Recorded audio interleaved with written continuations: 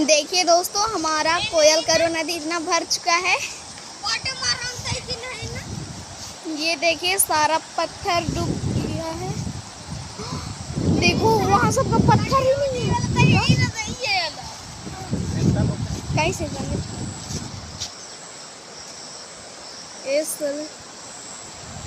उधर देखिए कुछ पत्थर ही नहीं दिख रहा है।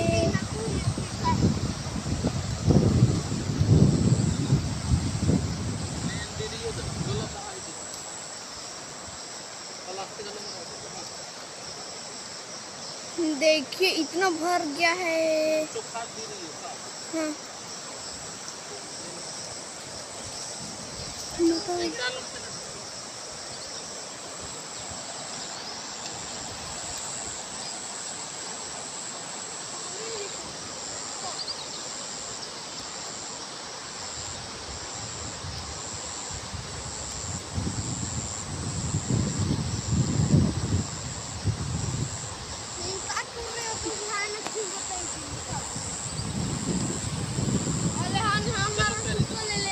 बोला